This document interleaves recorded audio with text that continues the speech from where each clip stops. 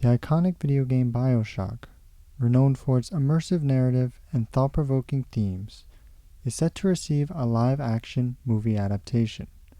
While fans eagerly anticipate its release, concerns arise regarding the challenges of translating its complex storyline and rich setting to the big screen.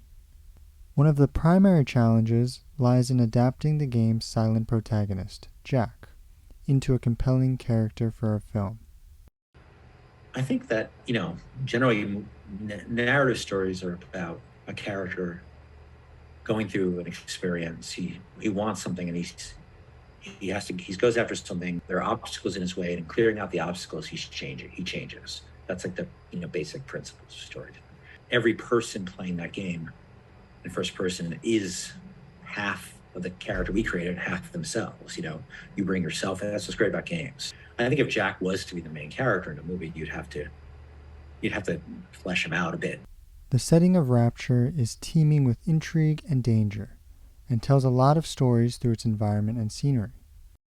Another way is through devices called audio diaries, which provide the player with some of the history about the city of Rapture without putting the game on hold. We saw our Masha today. We barely recognize her. That's her, Sam said. You're crazy, I told him. That thing? That is our Masha? But he was right. She was drawing blood out of a corpse by Fontaine Fisheries. And then when she was done, she walked off hand in hand with one of those awful golems. Masha! While this was very successful for the game, it would be hard to convert this style of storytelling to a movie. It's like when people break into a song in a musical. You kind of accept it. It's sort of like suspension of disbelief. But I think the look of Rapture is you could draw a lot directly from the game. Would you kindly? Powerful phrase. Familiar phrase. Furthermore, the iconic twist that shocked players in the game may not have the same impact in a cinematic format. The twist works on sort of two different levels. One is, he's a sleeper agent. But the other is, he's in a video game and you're being told what to do.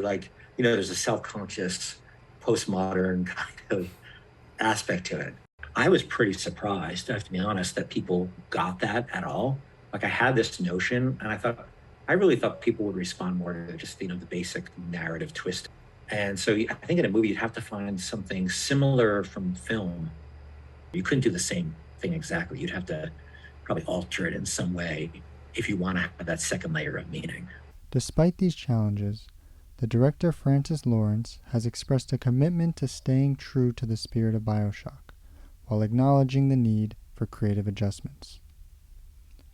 Although Lawrence has had discussions with Levine about the project, Levine stated he is not working on the current movie, and he seems to have no interest in committing to it. You interact with, and your friend interacts with, and somebody else interacts with, and those are all completely different things. And we only have part of that experience. The rest of it is filled out by the user, and it's true in movies too. But games are really, I think, have maximal input from the player in terms of what that experience actually is. So I never really cared about seeing a BioShock movie unless it was something that I felt, myself and the fans who had a connection to it would be excited about.